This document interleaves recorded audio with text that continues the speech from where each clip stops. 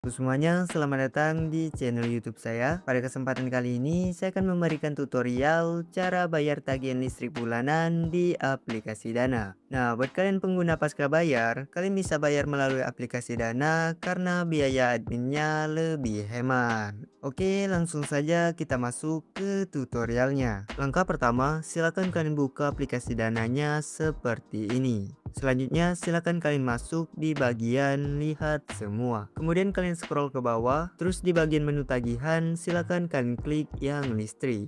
Setelah masuk di halaman ini, selanjutnya silakan kalian klik tagihan untuk yang pasca bayar. Kemudian di sini, silakan masukkan ID pelanggan atau nomor meteran kalian seperti ini.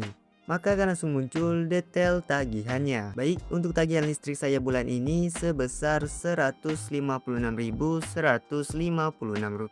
Dan untuk biaya adminnya yaitu Rp1.500. Cukup ringan ya. Jadi total pembayarannya Rp157.656. Lalu klik lanjut. Kemudian pada konfirmasi pembayaran ini langsung aja kita klik bayar. Lalu masukkan PIN kalian di sini.